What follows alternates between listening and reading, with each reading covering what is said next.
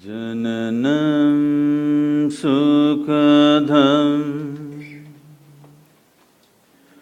maranam karunam milanam madhuram smaranam karunam कालवशादिह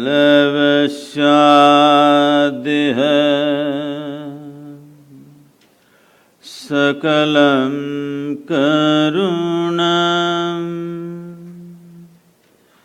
समयाद्यपते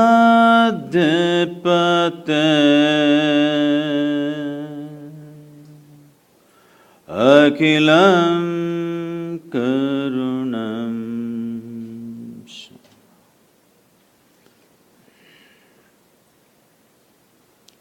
Good morning. Good morning, everyone.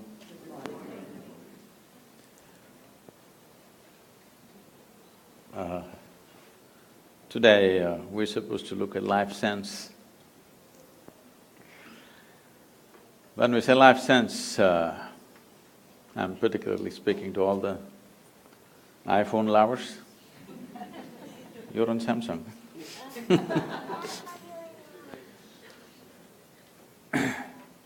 There is a gadget far more interesting than your phone. That's called the human mechanism. This is the gadget. Every other gadget is a small drop of this. So, when we say human being, I think for a long time, people have been looking at this human being with too much emotion and too much confusion. But the yogic sciences have always looked at the human being as the ultimate mechanism on this planet. When we say mechanism, we're talking about something that can work systematically, something that can do things, something that can consistently produce something wonderful. If it is not a mechanism, that means it's one chaotic nonsense. So, there are both type of human beings. Some are just one chaotic nonsense, some have become wonderful mechanism, not because somebody has come with a great mechanism and somebody has not. All of us fundamentally have come with the same thing. Maybe on the level of our physical form and maybe on intellectual levels, there may be some differences. But essentially, all of us carry the same human mechanism. But why is it that one seems to be in a phenomenal state and another seems to be a total mess? There are many ways to look at it. One simple thing is, we can look at it this way: every human experience that human beings have.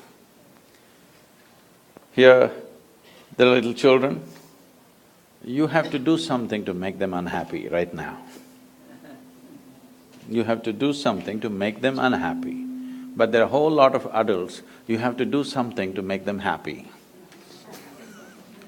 They've reversed the equation completely. At the age of 5, if you were this joyful, by the time you're 30, you should have been ecstatic, isn't it? If things happen in the right order. But for some reason, it's gotten reversed to most people. As I said, every human experience has a chemical basis to it.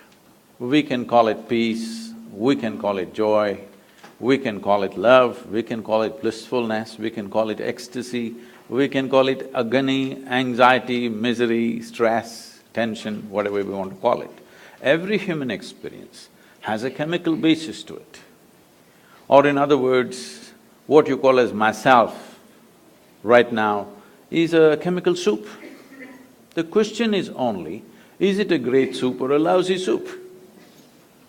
If I give all of you the same soup-making ingredients, do you believe that all of you will come up with the same kind of soup?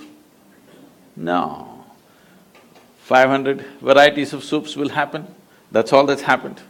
All of us have come here fundamentally with the same ingredients, just see in how many ways we have become.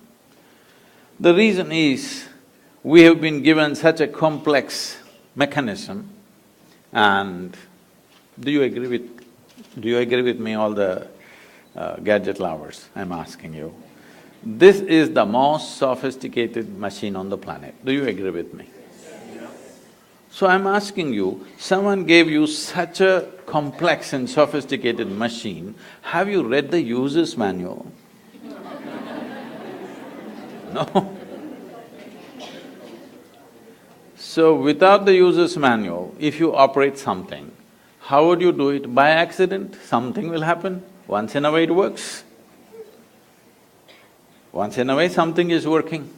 And to make this human being happy in pursuit of human well-being, we've ripped the planet apart, all right? I want you to understand there is no ecological disaster on the planet. Ecological disaster is just a consequence of human beings not knowing how to be joyful by their own nature, because we are seeking it everywhere else except here. But all human experience happens from within. What happens here, if you try to cause it from outside, then you have to burn the planet definitely, and that's what we're doing. So ecological disasters have not happened because of something else, only in pursuit of human well-being, isn't it so? Hello? Yes. So, in pursuit of human well-being, last 150 years, we've done too many things using the power of science and the prowess of technology. We've done too many things, so many things that if you happen to be here 200 years ago and you're here again today, you wouldn't recognize the place for anything. Everything has been changed. Because of this change, much comfort and convenience has come. When it comes to comfort and convenience, we are definitely the most comfortable generation ever. Do you agree with me? I'm asking even those who are standing.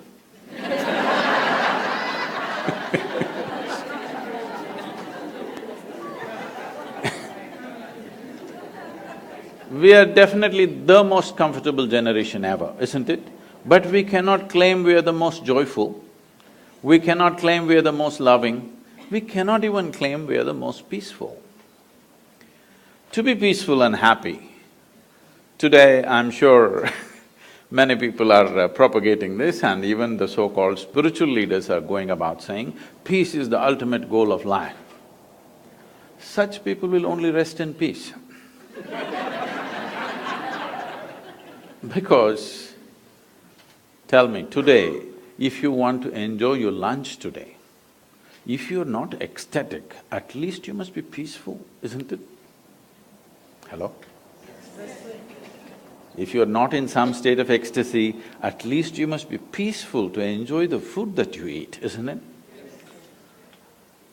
So I'm asking you, to be peaceful, to be happy, is it the ultimate goal of your life or is it a fundamental requirement of your life? It is the most fundamental requirement. If you're not even peaceful, I don't know how many have died under your care.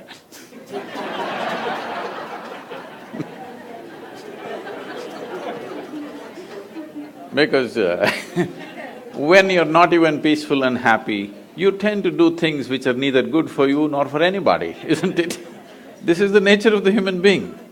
When we are not peaceful and happy, don't we tend to do things which were not good for us and not good for anybody? Now, this peace has been taken to heaven. People say, if you say peace, people say divine peace. If you say joy, they'll say divine joy. If you say love, they'll say divine love. These are all human things. Human beings are capable of being peaceful, joyful, loving, but all these things have been exported to heaven by those who are crippled. Crippled lives have exported these things to heaven. If you say peace, they say it happens only there. If you say joy, it happens only there. If you say love, it happens only there. Even your dog is capable of being loving, isn't it so? You don't have to reach as far as God to know love. A dog will do it, yes? Consistently, yes or no? If you get yourself a dog, 12 years guaranteed love affair or no? Yes? I wouldn't say the same thing about everybody else, but there is no guarantee about others, but a dog is a guaranteed love affair, isn't it? Now, these things have been raised like this. You know, I was to speak at Tel Aviv. I was flying out of Atlanta. I was to land there in the morning and speak at 6:30 in the evening, but then I land up there at 6 o'clock in the evening because of some flight delays. And I'm quickly changing in the airport to rush to the venue because in these 34 years I have not been late to a single appointment in my life, so I don't want to break this. So I'm quickly changing and rushing.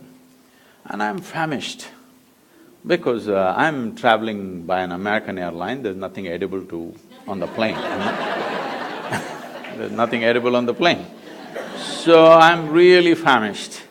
And when I go to the venue, to my joy, I find the venue is a very fine restaurant. Life can't get better. When you're so hungry, they've taken you to a restaurant straight. So, people are coming in and greeting me. One man comes up and says, "Shalom." I ask him, "What does it mean?" He says, "This is the highest way of greeting." I said, "Well, that's your opinion, what does it mean?" He said, "No, this is really the highest way of greeting." I said, "All right, but what does the word mean?" He said, "It means peace." I said, "Why would peace be the highest way of greeting unless you're born in Middle East?"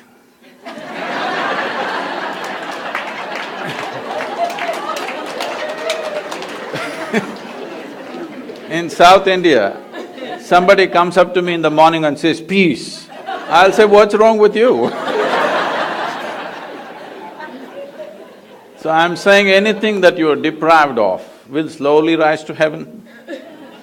Everything that human beings are talking about, everything that human beings have attributed to their gods, everything that human beings have exported to heaven, these are all human qualities.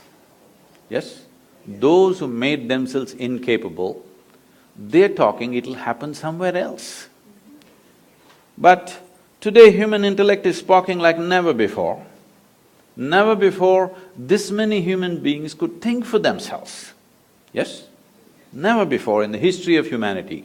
Because otherwise a priest, a pandit, a scripture, something else thought for you. Now human beings are beginning to think for themselves. Whether they're thinking straight or not is another issue, but at least they're thinking something. It's a good beginning, you know, something they're thinking. Once they start thinking, the problem with thought is, it has to be logically correct, otherwise it doesn't go by. Even the most idiotic argument if you witness, people are talking the way they're talking because they believe it's logically correct. Yes or no? Nobody thinks he's logically wrong and continues to argue, he won't do that. He somehow finds a way to make it logically correct. So, once this happens, that human intellect begins to fire like this, even if God comes and stands here and speaks, unless he makes sense, people will reject him. Yes or no? Maybe you don't have the courage to say yes, your children, they are going to reject it. Unless it makes sense to them, they're going to reject it. Yes or no? So once they reject it, it may so happen, heavens will crumble. Heavens will fall down. You know what is in heaven? You don't know. Let me tell you so that you can make your choices. Hindu heaven, food is great.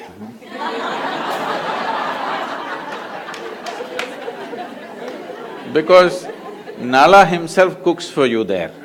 Nala himself cooks, he is the best chef in the universe. So food is very good. If you're a foodie, you must go to Hindu heaven. In another heaven, in the clouds, white-gowned ladies are floating. If you like that kind of ambience, you can go there. In another heaven, you'll have virgin problems. If you want to encounter that, you can go there. Only problem is, what is the qualification for you to get there? This happened in a Sunday school in Alabama. Anybody from Alabama? Yes. I would have chosen another state if you had told me you're here.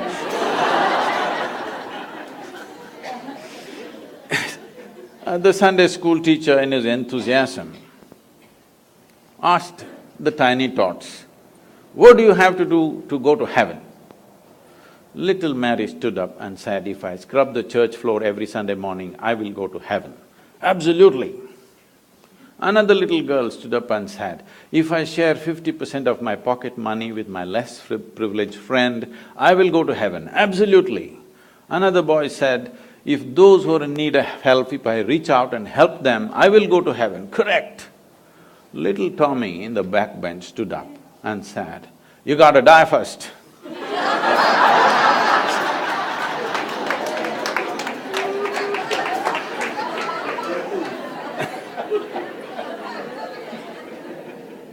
So you got to die first, that is the basic qualification, all right? So when you die, depending on your culture, we'll either bury you or burn you or feed you to the birds. One of these things we will do to you, yes? It is the or in other words, anyway, your body, we put it back into this earth because this body is something that you borrowed from this planet, isn't it so? You're on loan. If you were planning to take it to heaven, you're a willful defaulter, you know? Yes? It's good to pay this back, isn't it? What we have taken, we can use it well. When it's time, we must pay back the loan or no? Put it back into the earth. Whether you like it or not, they will. So once you left your body here, what will you do with good food and virgins and all this stuff? These are all problems that people have when they have a body, isn't it? Once you put the body here, what will you do with all these things? So I'm saying, once intellect fires big time, we have kept it down because if you ask questions, we would have you dead for a long time. Please understand. With this we had kept it down, but we can't keep it down anymore. Now people will ask all kinds of things. When they ask 2-3 questions, heavens will crumble. Heavens may crumble, but human longing to experience something more will not go. The human longing to experience something will always be there. If you take away the hope that somewhere else it's going to happen to you, people will start seeking solutions here.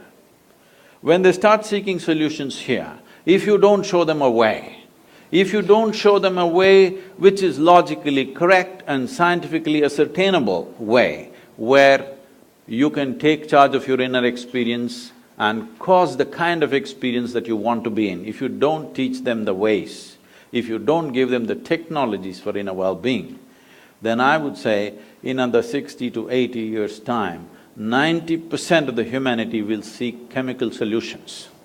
They will be either on drink or drug. Tell me, most of you, whatever your age right now, when you were 20 years of age, how many people were drinking and drugging on this planet? Today, how many people are doing? Has it gone up by 1000% at least? Yes. 10 times over or more? It has. This is because people are seeking solutions here, because slowly all these people are losing faith that somewhere else it'll be better. They're trying to make it better right here. If you don't show them the right way, they will somehow try to do it. Now, I'm not looking at this as a moral issue. 90% of the people being on drink and drug is not a moral issue for me. One responsibility we have as a generation of people is that when we leave, we have left a generation which is at least one step better than us. This is a fundamental responsibility we have as a generation. But when we leave, if we are all on 90% of us or on drink and drug, when we leave, we will leave a worse generation than us, because we will become incapable of even producing a better generation. And this will be a complete failure of who we are, everything that we worked for, the development of civilizations, all this will go waste if 90% of the population goes on this. In New York City, what do you think is the percentage? Huh?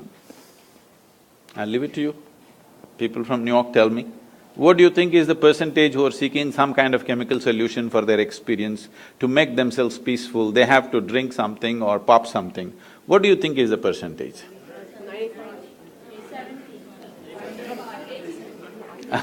I wouldn't be that cruel. There are lots of yoga freaks. But it's a big percentage, not a percentage to ignore anymore, isn't it? It's like, those of you who come from India anyway, all of you are largely, when you were growing up as children, there were few drunkards in the town. Yes? 1, maybe 2%, they are drunkards, they're not normal people. But they are the normal ones now. There are a few who don't drink, who are freakish. There are 2% freaks who don't drink anymore. So, this is not a moral thing. This is just that you have become incapable of dealing with yourself. That is a fundamental thing. See, what amazes me is people live here 50, 60, 70 years. They are 60, 70 years of age, still they do not know how to deal with their own thought and their own emotion. This you may think is normal, is not normal, I'm telling you. If you do not… See, these are the basic faculties that you have. A human being can think about anything he or she wants, can emote in many strong ways. If these thoughts and emotions don't work for you, they're working against you, that means you have not figured the fundamentals of being human, isn't it? You would have been peaceful if you were born as an earthworm or something. The problem is, right now, human beings are not suffering something that they don't have. Their suffering is because of their own intelligence. If I take away half your brain, most of you would be peaceful. Yes. It's being done in the… in some institutions it's being done, lobotomy is being conducted, right? When somebody cannot control themselves at all, pull off a part of the brain, they're quite peaceful. I think people are even suggesting it's time we do it when the children are born. If you take off certain things, criminal attitudes will go, this will go, that will go. People are suggesting such things, responsible medical institutions are suggesting such things. If you cripple everybody, there may be no crime in New York City. If you cut off everybody's legs, or you take off everybody's head, there'll be no crime at all. But it will also take off the possibility. It may take off some small problem, but it will take off the possibility of being human, isn't it? To be a full-fledged human being is important. If you want to be a full-fledged human being, there are two fundamental things. One thing is, a human being has a vivid sense of memory. Another thing is, a human being also has a vivid sense of imagination. Whatever suffering you go through, you may call it stress, anxiety, tension, misery, grief, whatever you want to call it, essentially it is just this. You have still not figured how to handle your memory, how to handle your imagination. That's all you're suffering. What happened 10 years ago, you can still suffer, isn't it so? What may happen day after tomorrow, you already suffer. That means you are capable of suffering the non-existential. You are capable of suffering something that does not exist. I'm sure there are psychiatrists in the group, are they? Okay. This even by medical definition, if somebody is suffering that does not exist, do they qualify? Do they qualify or no? They do qualify as patients, right? That's all I'm saying. I'm saying, if you start suffering something that does not exist, that means you even medically you qualify as a case. Case number whatever. Now, this is not a joke, because we are leaving human beings with education systems which will teach you everything about the world, not a thing about yourself. Trying to control this with fear trying to control this with possibilities of punishment somewhere else. It's not worked. Anyway, people are doing what the hell they're doing, aren't they? Yes. It is time that we bring sense to the world. We are always thinking in terms of good and bad. This has happened because of certain types of religious beliefs, certain types of things where everything is controlled by fear and guilt and whatever. First thing is you divided the world into God and devil, good and evil, this and that. No, I'll ask you a simple question. Is there anybody here who is 24 hours good or 24 hours bad? Hello? You… Yes or no? You oscillate, right, a little bit, here and there. One moment you're wonderful, another moment you're nasty, another moment you're beautiful, another moment you're ugly. Is this not happening?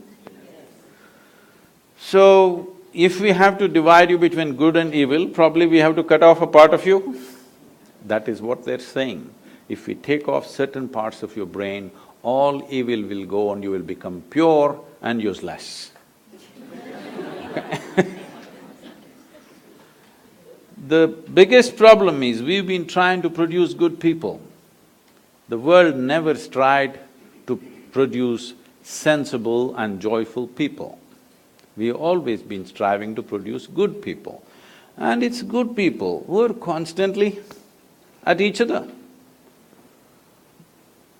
It is always a good Hindu fighting a good Muslim, a good Indian fighting a good Pakistani, more good, more fighting, and a good American fighting good just about anybody.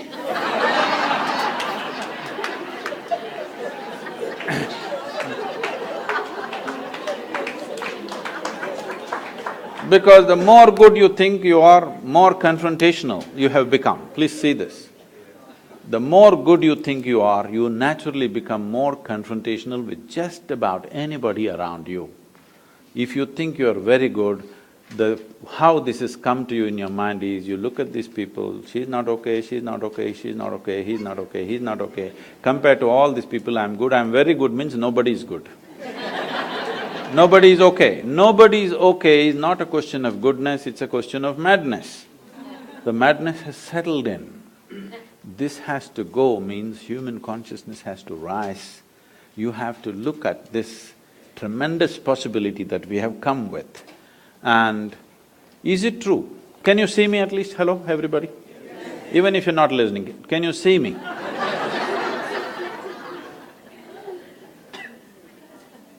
Use one hand, point out where am I, please. Try. No, you know I'm a mystic from South India, you got it all wrong.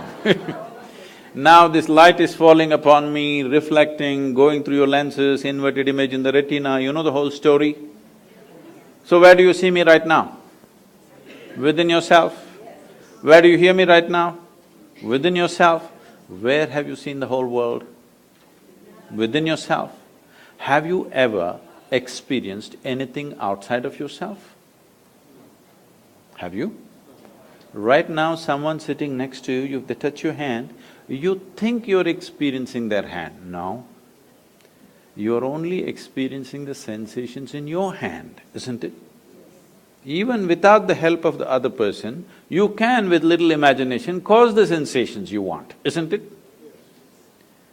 So your entire experience of life, light and darkness is happening within you. Agony and ecstasy happens within you, joy and misery happens within you, peace and turmoil happens within you. If every human experience is generated from within, at least what happens within you must happen your way, isn't it? World will not happen your way, and I'm glad it's not happening your way, because if the entire world happened your way, where do I go? I'm glad it's not happening your way. Little bit my way, little bit your way, little bit somebody else's way, it's all right. But the important thing is, this one is not happening your way. This is a big problem, isn't it? If this one person, yourself, if this one person happened your way, would you keep this person blissful or miserable. You must make a choice, I'm going to bless you right now. What is your choice? For yourself, what is your choice? Highest level of pleasantness, isn't it? What you want for your neighbor may be debatable, but what you want for yourself is very, very clear, isn't it so?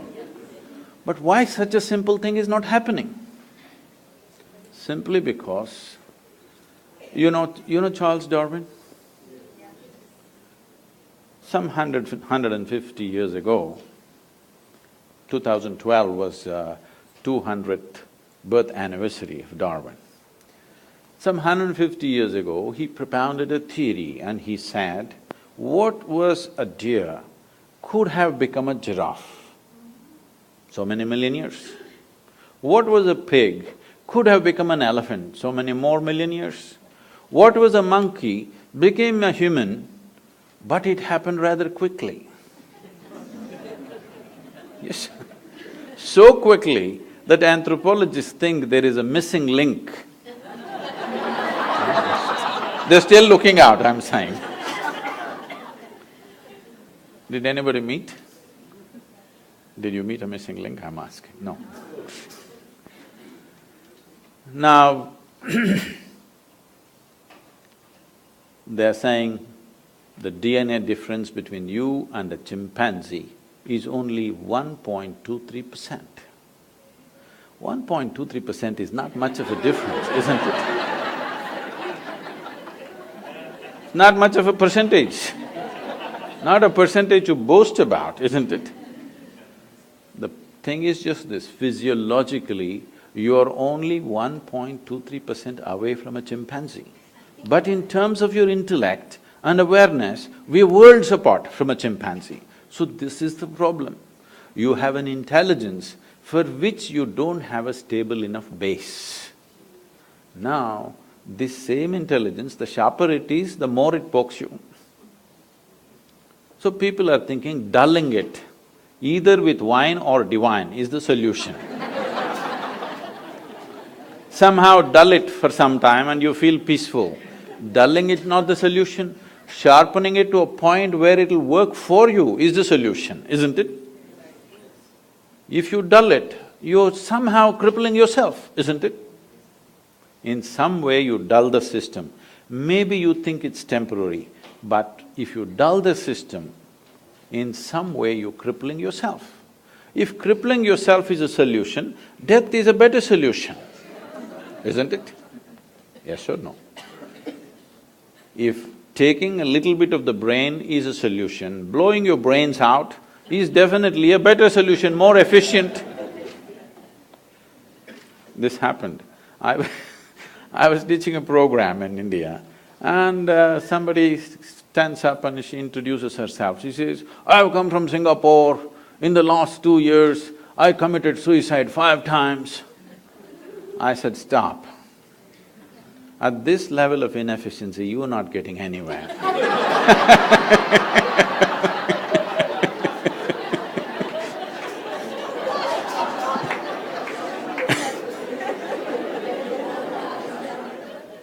If you in some way think by dulling the system you will be better off, which the world is practicing large scale. Now you're saying in New York City it's 90%, I don't think so. But it's getting there, rapidly getting there in that direction. Drink will lose its draw after some time. More efficient things will come. Slowly, all things will get legalized when they can't control it anymore, please know this. Everything will get legalized, the moment they can't control it, they'll feel it's better to tax it and run the nation rather than investing too much on policing these things. So when these things happen, it is a question of crippling the human being in some way. Yes, it gives pleasure. If you take off the brain, maybe you can just float around in total, utter peace. But all possibilities are also gone, isn't it? So this is happening to us because we have not understood the fundamentals of how to exercise our own intelligence. We have learned how to make a living, we have learned how to do things, we have learned how to go to the moon or even beyond. But we have still not figured how to manage our own system, isn't it? Even if you have a spacecraft, this is more complex than that. Yes or no? Yes. This is far more complex than that. And this does not mean, when I say this, I'm not just… all of you doctors, maybe you're thinking of exploring me pathologically. We're not talking about just lungs, liver, kidney, heart, spleen, whatever. All this came from within. See, you eat a piece of bread in the morning, in over 2 hours, this bread becomes human body. You know as doctors how complex each part of the body is, that you know it is so complex, that is why today if we have to go to a medical checkup, we have to go to 50 different doctors, because for 50 different parts of the body. Slowly as you look at it closer and closer, you're realizing it's too complex for one person to grasp the entire thing, isn't it? Yes or no? Just 32 teeth, people are taking 9 years to understand what's happening in the mouth and they still don't know. Yes or no? Yes? Just to teeth, only 32, 9 years of study, and still we don't know all of it. We know pretty well, but not all of it, isn't it? So you are realizing it's so complex, but this complex mechanism, with what are you manufacturing? You eat a piece of bread, you eat a banana, you eat an apple, you eat whatever you want. Within few hours, it becomes this. So there is an intelligence here. There is an intelligence here which can make a banana into a human being, yes or no? Yes. Suppose I took a banana in my hand and transformed this into a human being, who do you think I am? God. Who is this, huh? Where did you see a magician who made a banana into a human being?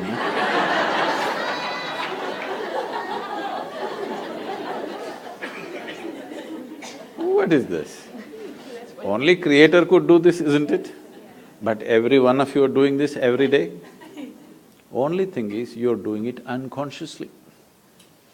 If only a drop of this intelligence entered your life in a conscious form, you would live magically, not miserably. Life wouldn't be a struggle, it would be an ecstatic breeze. This happened. In 1924, there was a bishop in Istanbul who is from the Orthodox Greek community. You know, the Orthodox Greek community have their own pope in Istanbul. They believe they are the only real Christians, the rest are no good. So they have their own pope and they have their own stuff going. Being on the Silk Route, exotic stories from India keep wafting across the Bosphorus too often. So he heard so many magical stories. And he always wanted to go to India, but being a man of cloth, he couldn't decide where he goes. So when he was over 60 years of age, when he semi-retired, he got the opportunity to come to southern India. So his longing was to meet a yogi, he wants to meet a mystic, a genuine one, not the tourists who came to Istanbul and claimed. He wants to meet a real one. So somebody told him, you go up this mountain, and they gave him some landmarks. There in front of a cave, there will be a yogi sitting. That's the man you're looking for. So he found his way up, he was not built for mountains. So he huffed and puffed and went up. Mountain is one place where you can't deceive yourself of your age. So went there, then he saw this yogi was sitting here, eyes closed, blissed out. So he went and they had told him, if you see an Indian yogi, you must prostrate. So he went down, he was not built for that either. With great difficulty he went down and huffing and puffing, you sat up again. Hearing all this commotion, the yogi opened his eyes and smiled. Immediately the bishop asked, can I ask you a question? The yogi laughed and said, by all means, why not? So the bishop asked, what is life? This is after 60, you know. You should have asked this question when you were 8. If you missed it out at least by 16, what? What is life? You must ask now, isn't it? But what to do? Better late than never. So he asked, what is life? When he asked this question, the yogi went into raptures. And then he said, life is like the fragrance of jasmine upon the gentle spring breeze. The bishop said, fragrance of jasmine upon gentle spring breeze? No, our teacher told us, life is like a thorn. Once it gets into you, if you stand it hurts, if you sit it hurts, if you lie down it hurts. You're saying it is like fragrance of a jasmine upon gentle spring breeze? What is this, he asked. The yogi laughed and said, well, that's his life.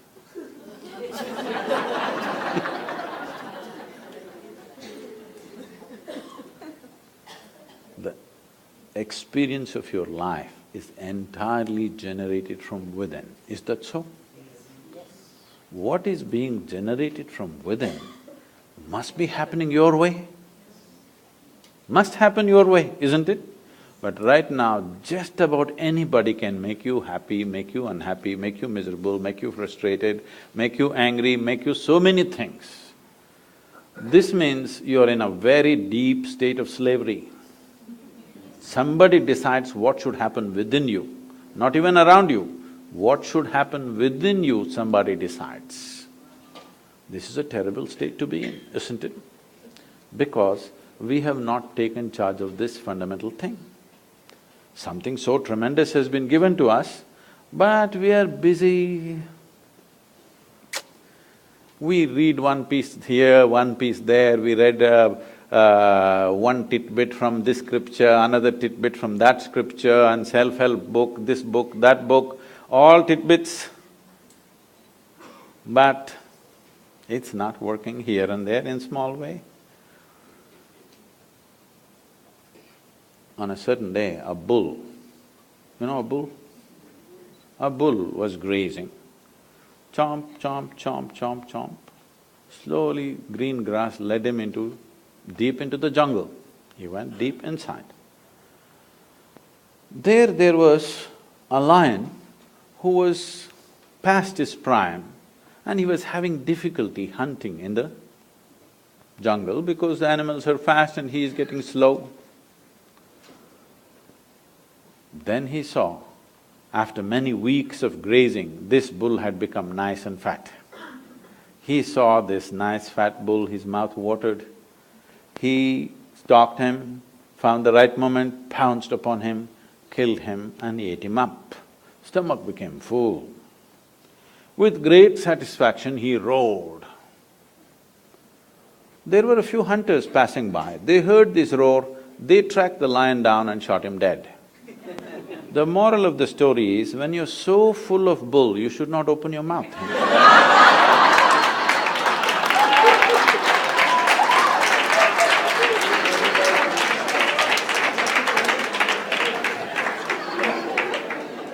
So, the fundamental thing is, at least we must come to this.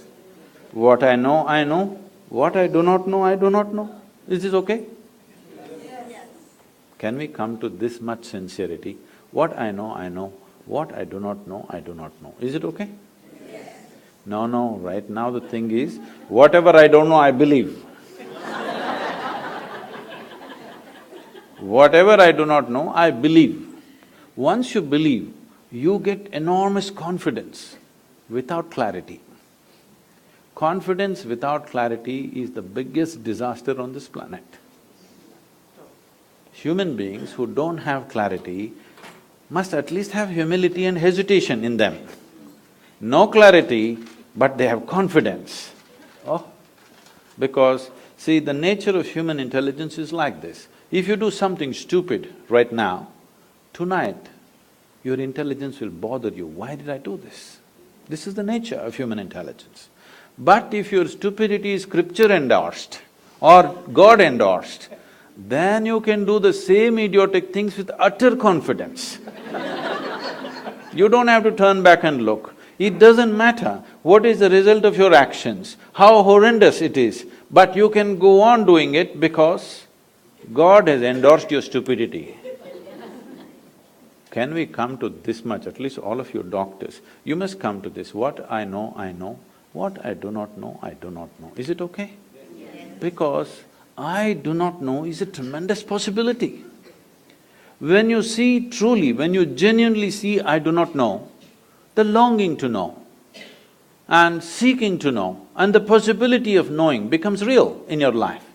Otherwise, everything I do not know, I believe. You can believe anything. If we work hard enough on you, we can make you believe just about anything, yes or no? Yes. From your childhood, if we work on you, we can make you believe anything. Right from your childhood, if I go on telling you, my little finger is God, if I raise this little finger, divine emotions will genuinely overflow within you, yes or no? Yes. If you feel this is too bare, I can dress it up. We can do some things. This happened. I was speaking to a group of people in Nashville, in Tennessee. Tennessee people? Hey, okay. And I was just telling them a joke. In the joke, I referred to God as Him. Immediately these few ladies stood up and said, "Do you believe God is a man?" I said, "Whoa, whoa, whoa." I was only telling you a joke. They said, "It doesn't matter, you said Him, do you believe God is a man?" Now this is a big issue in some of the southern churches in America, is God a man or woman? They're trying to settle in this election, of course, but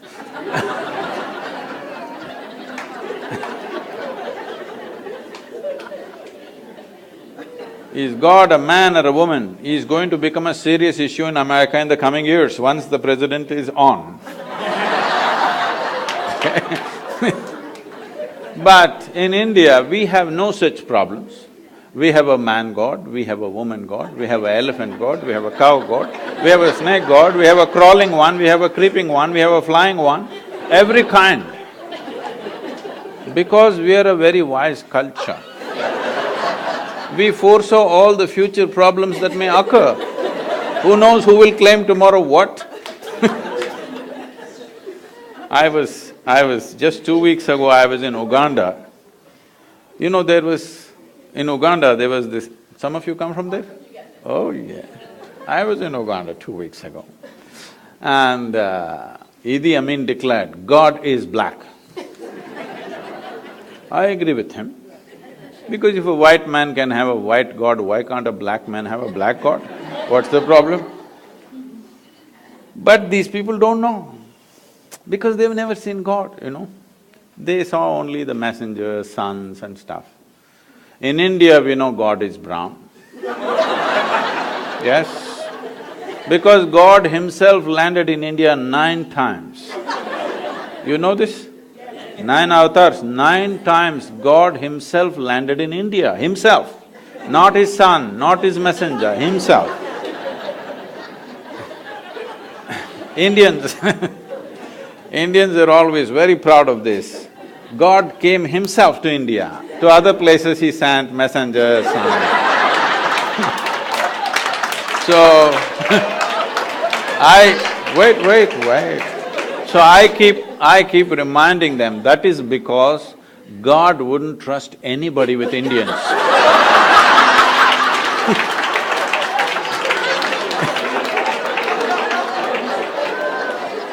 He wanted to do the job hands-on. So He Himself came 9 times and failed. 9 or 10 times debatable, but failure is not debatable, isn't it? So, we can believe what we want. our beliefs may have something to do with our cultural milieu, we can wear our culture. Culture is the color of our life. We can wear our culture, we can be proud of it, we can enjoy it, but culture is not a tool for seeking truth. Culture is not an efficient tool because what you do today, whatever nonsense you do today, is tomorrow's culture. Yes or no? Whatever nonsense they did yesterday is today's culture. Culture is never a conscious process. To some extent, maybe. Rest is all hodgepodge of all kinds of things that many people did, isn't it so? Or do you believe that all of you consciously creating tomorrow's culture? Are you? Not at all. Whatever nonsense you do, your children will pick it up and they'll do it little differently, isn't it?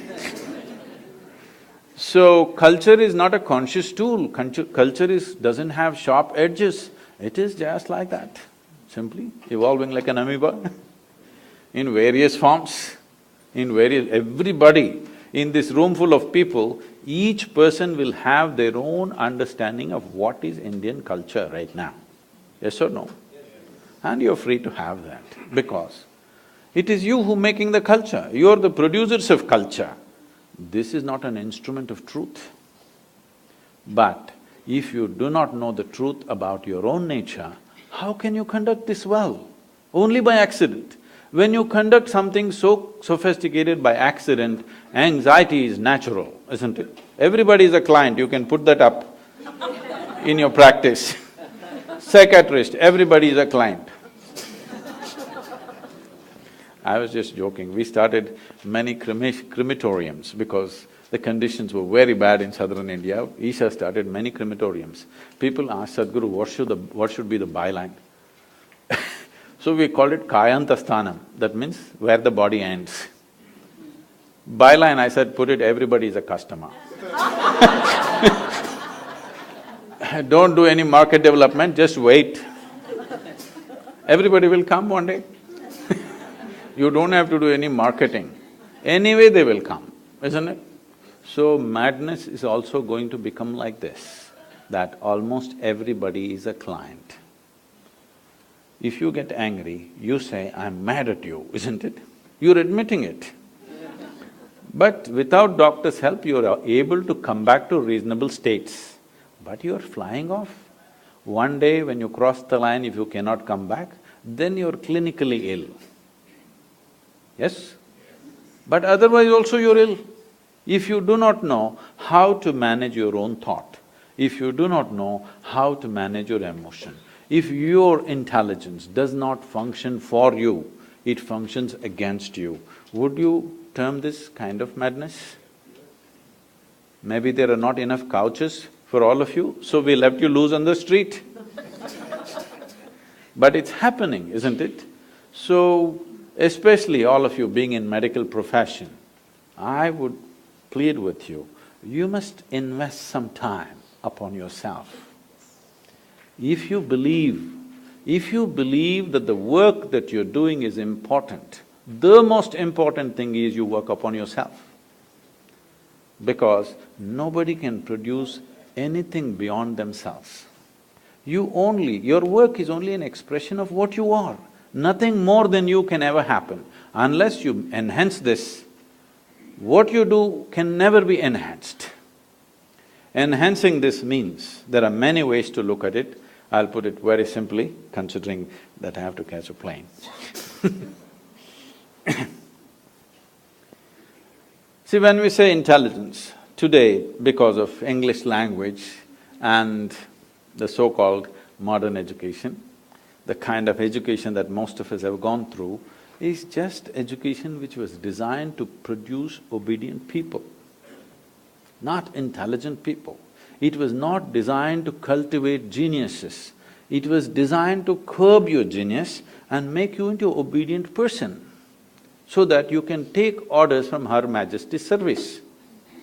Yes, essentially it was created for that purpose. Maybe you're useful in some job, but it will not allow you as a human being to really blossom, to create something. It is created for mass production of something, whatever that is. There are some interests, goals set up by other people, how to produce nuts and bolts for that large machine that we have created is how the education is structured. This is not cultured for individual enhancement, this is not cultured for… See, if you're looking at… Anyway, the children's schools are called nurseries, isn't it? A nursery means what? You must provide conducive soil for this plant to grow its fullest possibility. This is the aspiration for every life, whether it's an earthworm or a grasshopper or a tree or a bird or an animal, all of them are aspiring to become full-fledged life, isn't it? But the problem is, we know what is a full-fledged grasshopper, we know what is a full-fledged earthworm, we know what is a full-fledged bird, we don't know what is a full-fledged human being. Because for the human being, for every other creature, there are two lines which nature has drawn. Within that they live and die. For the human being, there is only bottom line, there is no top line. Because there is no top line, people are suffering. Or in other words, what you're suffering is not your bondage, as people are telling you, what you're suffering is your freedom. Because nature has left you free, you can be any way you want right now. See, if you were born as a tiger, you wouldn't have this confusion, you know. You wouldn't sit and worry, will I become a good tiger or not?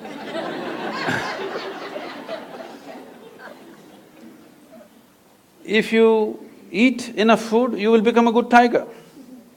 There is no confusion, will I end up as a pussycat, will I become a great tiger? There's no such problems for a tiger. There is no such problem for any other creature, because for all of them, two lines are fixed. You eat well, you will become that. But you eat well, this will not become that. This one has come without a top line, so it is left to you to determine what this should become. When such a freedom life has offered to us, this is the greatest possibility. Upon this planet at least, of the life that we have seen, this is the greatest possibility, isn't it? Instead of exploring it, we're trying to fix it all the time. This is that. We are trying to fix a top line. But tell me, whatever you are right now, would you like to be something more? You must tell me right now, otherwise I'll bless you.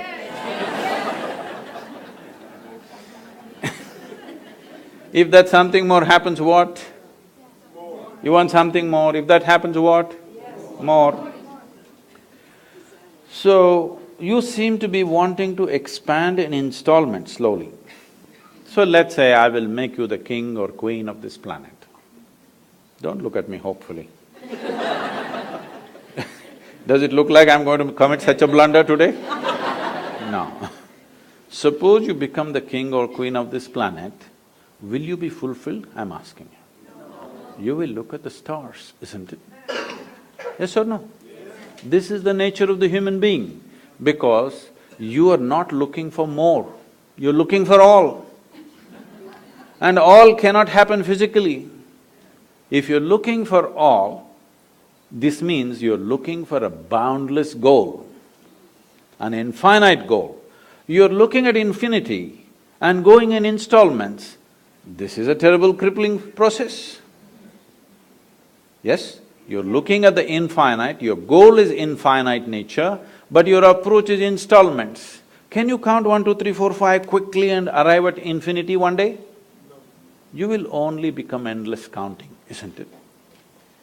So if you're longing for something infinite, this means you're longing for something without boundaries. You're longing for something without boundaries means you cannot approach it with a dimension with boundaries. When I say dimension with boundaries, see, everything physical is possible only if there is a defined boundary, isn't it? Now, this we call a physical body because it has a defined boundary. If we pull out all the boundaries, then this is no more physical, isn't it? Physicality is a consequence of boundaries, but there is something within you longing to become boundless. If this longing to become boundless, if you give it an unconscious expression, if it finds a very basic physical expression, we call this sexuality. All you're trying to do is something that is not you're trying to make it a part of yourself. It seems to work for a moment and after that it doesn't. If you find an emotional expression for this, we call this love. This again the same thing, something that is not you're trying to make it a part of yourself. If it finds a mental expression, it gets labeled as greed, ambition, conquest, or simply shopping. If it finds a conscious expression, generally we used to call it yoga, but in New York City, I'm a little afraid to use that word because immediately all of you may start what people are doing in the Times Square, you may start doing it right here, it's just next door. No, yoga does not mean twisting and turning your body. Yoga means you learned how to obliterate the boundaries of your individuality. You learned how to erase. Why should I erase? Not that you should erase, because there is no boundary, it is only your psychological structure which is giving you a boundary. Right now when you sit here, you are absolute, isn't it? This is me, that's you, 100%. But try this and see, close your mouth, hold your nose like this for a minute. You will know that this is not absolute, this has to transact continuously, isn't it? What you exhale, the trees are inhaling, what the trees exhale, you are inhaling. If you stop this transaction, or in other words, for those of you who are pulmonologists, one half of your lungs is actually hanging out there on the tree, isn't it? Yes or no? One half of your lungs is out there because this cannot function without that. Now, this is not just on the respiratory level, every subatomic particle in this body is in constant transaction with everything in this cosmos, otherwise this cannot exist for a moment. See, here we are, sitting on a round planet and the damn thing is spinning on top of it. And in the middle of nowhere, you don't know where it begins, where it ends. Here we are sitting and doing all this talking. Obviously, a million forces that you don't even understand are keeping you in place, isn't it? Yes or no? If you don't know, you go up a mountain or dive into the water, you will understand what I am saying. If you go up a mountain, your brains will fill up with water. If you go down, your blood and brain will become full of air. All that's happened is little change in pressure. So the whole lot of forces, even managing and keeping you in place and in one piece, isn't it? If all the pressure is taken out, we may become bits and pieces. Too much pressure, we may become something else. Not just pressure, on a million different ways. This is right now being supported by too many things. You're on life support, I'm saying constantly, otherwise this cannot last by itself. So, anyway, there is no boundary for this life to exist. The life within knows this. Even the body knows this. Only your mind doesn't know this. Your mind thinks you're an absolute creature by yourself. So when you consciously erase this boundary in your mind, this means you can sit here and experience everything as yourself. If everything in the universe you begin to experience as myself, then we say you're in yoga or we say you're a yogi. This means a union has happened, you have successfully erased. What is the use of this? This means there are different dimensions of intelligence within us. Unfortunately, our education systems are using only one aspect of it, which is called the intellect. In yoga, we identify 16 dimensions to human mind. These 16 dimensions are seen as 4 parts. We will look at these 4 parts. This is called as buddhi, ahankara, manas and chitta. Buddhi means intellect. Intellect must be sharp, otherwise it won't work. But it is the sharpness of the intellect which is cutting you up every day. Not because intellect is a bad thing, if you don't have a steady hand, a sharp knife is a problem, isn't it? Why we don't give a knife to a child's hand is not because the knife is dangerous, because a child doesn't have a steady hand. In the last 24 hours, what do you think? Have knives saved more lives or taken more lives? Surgeons, please tell me. We are here, so. So she's saying because we are all here, they are all saved. It has saved many lives in a few irresponsible hands. It might have taken some lives, but knife is not dangerous. Sharper it is, the better it is. Hello? Yes. So intellect is not the problem. Sharper it is, the better it is. An unsteady platform, then it starts cutting you up. It either cuts other people or cuts you up. The next dimension of the intelligence is called ahankara. Ahankara does not mean ego as most people think. It is the identity.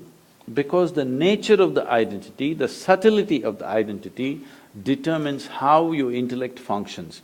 Right now I say, I am a man. The stronger I say it, the more my intellect will try to protect my masculine nature. If you say I am a woman, it'll start protecting that. If I say I'm an Indian, it'll start protecting that. If I say an American, it protects that. To what extent? Even to the extent, even if it costs my life, it's okay. But my Indianness or my Americanness or my manliness must be protected at any cost. This is what ahankara does to you, because the identity, how you take the identity. There is an entire system of education in India which is about training a child how he should groom his ahankara, his identification, how he should groom it in such a way that it is beneficial for him and beneficial for everybody around him. How to groom one's identification, there's a whole process. Unfortunately, we've given up everything, we get stuck to something or the other. So identity is the hand which holds the knife of the intellect. How steady it is, how subtle it is, will determine what the knife will do. Now, this is rooted in what is referred to as manas. Manas means it's a huge silo of memory. Memory, we recognize memory as 8 different dimensions of memory, starting from evolutionary memory, genetic memory, unconscious memory, conscious memory, and many other aspects of it. 8 different dimensions of memory. When I say all these different types of memory, I'm sure you don't remember how your great-great-great-great-grandfather or grandmother looked like, yes? You don't remember that. But their noses are sitting on your face right now. Yes or no? Your body remembers 100%. Yes or no? It even remembers the skin tone of your great-grandmother. You might not have seen her, you may not remember, but it remembers everything. So the amount of memory that every cell in the body carries is 1,000,000,000,000 times more than what your mind can ever carry. We are thinking intellect is everything and thought processes become everything because this is a European mess-up that happened to the entire world. Somebody said, I think, so I am. No, because you are, you may think. Yes or no? Which is first I'm asking you, because you are, you may think. Because you become such a mental diarrhea that all the time thought is flowing, you think thought is even before you? Not because you think you are. Because you are, you may think. Like if I want, I move my hand where I want, I should be able to move my mind where I want. When I don't want, I must be able to hold it here, isn't it? Right now the problem is, it's become like this all the time. If this happened to your body, you would look ridiculous, isn't it? Even with the mind it is the same thing, your only comfort is others cannot see it. Yes? It's equally ridiculous. You're comfortable because you think the person next to you cannot see it, but if they pay enough attention, they can. They can, believe me. Now, the manas is a silo of memory. If you cut off the connection between the memory and the intellect, your intellect feels suddenly useless if it is not empowered by memory. See, people lose their memory, their intellect is still intact, but it's no use because there is no memory. So these are what three dimensions, and the fourth dimension is called as chitta. Chitta is a dimension of intelligence within you, unsullied by memory. There is no iota of memory in this. What memory means is, memory is the way you are setting up your boundaries. With memory, you recognize, this is my friend. Oh, I don't know who this is. That is my relative. I don't know who that is. You're establishing the boundaries of your life with your memory. Everything that you remember sets a boundary for you, isn't it? You remember, this is my country, now it sets a boundary for you. You remember, this is my father, it sets a boundary for you. You remember, this is my husband, sets a boundary for you. This is my child, sets a boundary for you. There is a dimension of intelligence within you which is unsullied by memory. If you touch your chitta, in the yogic lore, in a very mischievous way, it is said, if you touch your chitta, God becomes your slave. Because the dimension of intelligence which is capable of making a banana into a human being, if it became a conscious process, you would definitely live magically, isn't it? Other people will think you're superhuman, but I am telling you, this is what it means to be human. To eat, sleep, reproduce and die, you don't have to come with such a complex mechanism. An earthworm, if peace is the highest goal, you must come as an earthworm, and it's very eco-friendly. All its aspirations are 100% ecologically sensitive, isn't it? Yes or no? If you have a question, please. Yes, please. Namaskaram, Sadhguru. I have a question about medicine and law. In my opinion, a lot of physicians make medical decisions with fear of the legal system and malpractice suits. This fear affects the physician-patient relationship and increases healthcare costs. For example, I know I've ordered some tests for patients based on this fear, and I've seen other physicians do the same. So can you please speak on physicians' legal responsibility in taking care of someone else's health? And what can physicians as individuals and as a social collective do to overcome this fear? In ancient India, it was always said, there are three things which should never be commercialized: education, health and spiritual process. The moment you commercialize these three things, they will take the society in a completely different direction. When I say completely in a different direction,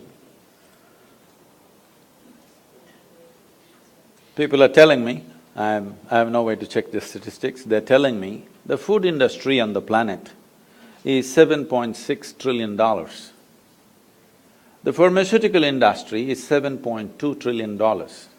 By the end of 2017, they're saying the pharmaceutical industry will be well above the food industry.